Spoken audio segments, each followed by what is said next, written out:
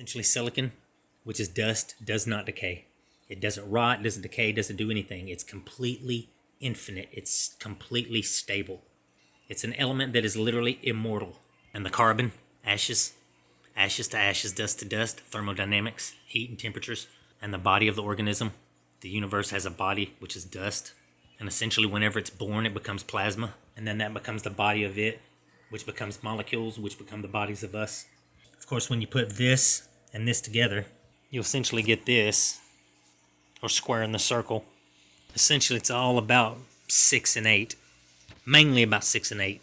3, 6, 9, and 2, 4, 6, 7, 8. Nitrogen is important when it comes to organic compounds. But essentially, 6 times 3 is 18. And our solar system is actually designed off 108.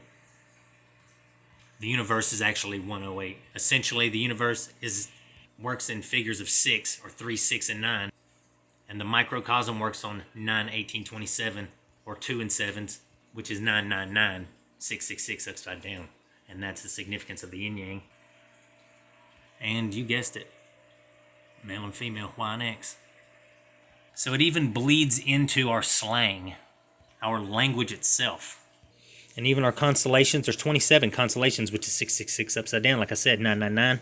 Well, 4 directions. That's the square area. And that's why you're going to have the 8 and the 6s and the square area. And the Vatican with its 108 acres. The 108 paths to God. The golden ratio, 1.61803. And the square of the sun, look, solar magic square. Blank plus 111 equals 666 of the 6 rows, or 6 columns, of the solar magic square, a sacred number, Pythagoras, 550 BC. So again, it's Greek. They knew this stuff, but it's being hidden from us. They even knew evolution. What if I told you this guy, Pan, actually existed somewhat? Something like this, but this is a completely different. Okay, so the marsupials are where they're going through its birthing stage. Okay, that has to do with the sexual aspect here. Now, the artiodactyls, like I was saying, at some point the whale becomes an artiodactyl because they're in the even-toed family, even-toed ungulate family, right? And they want to stand up. Now, antelope are known to stand up. At some point, this was the fastest bipedal animal. It was somewhat antelope. It had 2 legs. It literally ran on 2 hind legs before it became a marsupial, which jumped, like the kangaroo. And this is the genetic imprint. That's why this thing has bipedal legs of a antelope, which is an artiodactyl, which is a bovine species that we're related to, and it's humanoid in nature because the kangaroo's torso is almost exactly like a gorilla or a human's without the clavicle.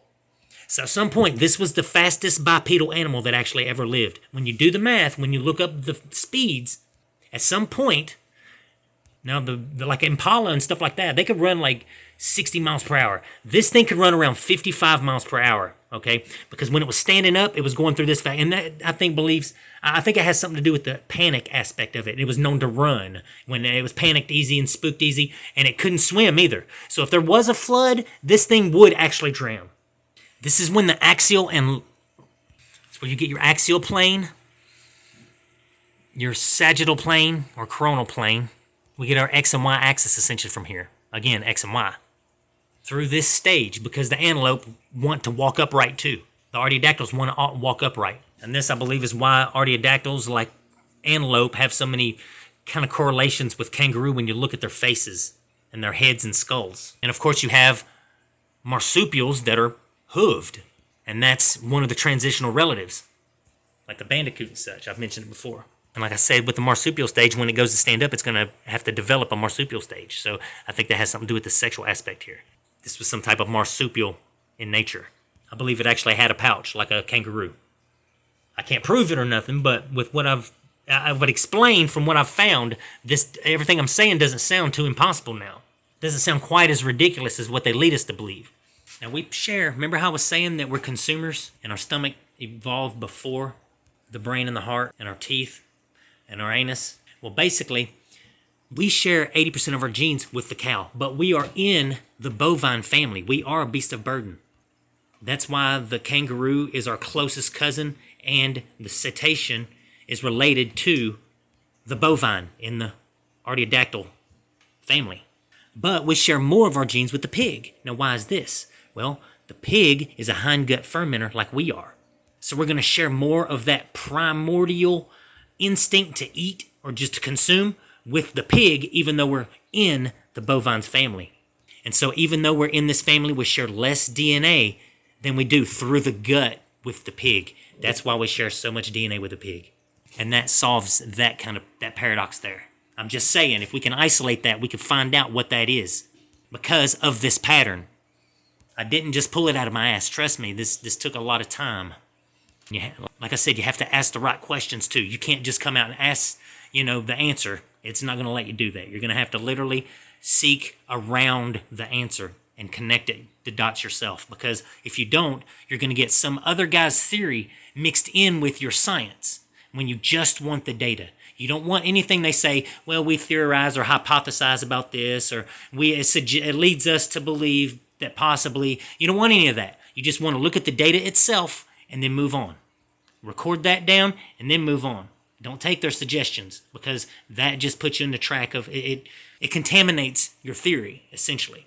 And this is why the sperm whale, like I said, the seed cetacean for the mammals, the largest mammals anyway, has such a primitive stomach.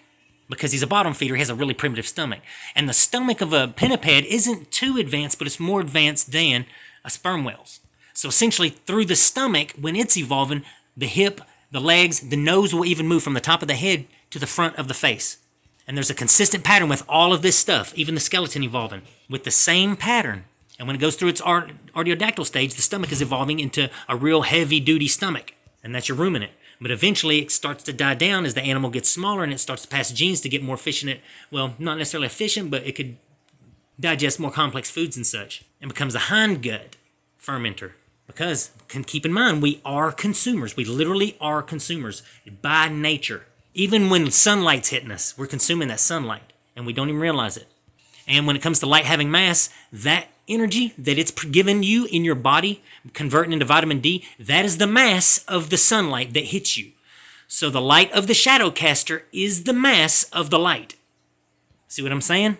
Otherwise, the light goes around and it hits the earth. Then the earth that casts a shadow onto the moon, that's the mass of the light. However much energy is produced from that, all the photosynthesis of all the organisms, you add all their biochemistry up, and how much light they converted into food and all of that, you add all that up, boom, now you have the mass of the light. And that's light's mass. It's essentially mass light. And the light's mass is the sun. So essentially, we share 98% of our genes or genetic material, like the chimpanzee does, with the pig. So in the artiodactyl family, the even-toed ungulates, which this guy's actually in, he's got the gut that's the closest to us, even though we're in the lineage over here that's the bovine. The suidae lineage is these guys, but that's the stomach. Now, when we go through our marsupial stage, we look like a human with, we look like a kangaroo. A kangaroo looks like us. And the koalas, this is when our hands and feet are developing. The koalas have fingerprints that are virtually indistinguishable from ours. And that's a clue. The koala and the human. The striation patterns. They're damn near identical. Well, they are identical at this rate. And that's the joke here. Of course, you have the kangaroo. And that's why its torso looks like the ape's, minus that clavicle right there. And through the ape stage, you know how they're starting to walk, but they're still kind of in a crawling stage, because they're using all four, but they are standing bipedal, like a baby would crawl. The ape is like the baby version of us. This guy is the baby version of an ape. He only hops. He doesn't even crawl yet. He can kind of crawl and he hops. So when Pan basically stood up, it went from a stage where it was running, the antelope right here, when it went to stand up, this part wanted to lay down. And over time, this transitioned down as this animal stood up in its axial plane. And that's why the kangaroo's foot is curved out here, and that's where all the hoof used to be. Of course, his fingers are claws, and ours used to be claws, but at some point they were actually hooves. And another reason is we get this, like the horses, their hooves will grow just like our fingernails in long curls if they're not groomed or tend to. And plus the horse, one reason we're so related to them is through the stomach again. They're a hindgut fermenter. That's why we share more with a horse, 87%, than we do a cow. Because now, this isn't the artiodactyls anymore. This is the odd-toed ungulates. But the stomach is a hindgut fermenter, and that's why we're so closely related to the hindgut fermenters here. These guys, the rhinoceros, the zebra, the horse, tapir. We have 91 related to a dog.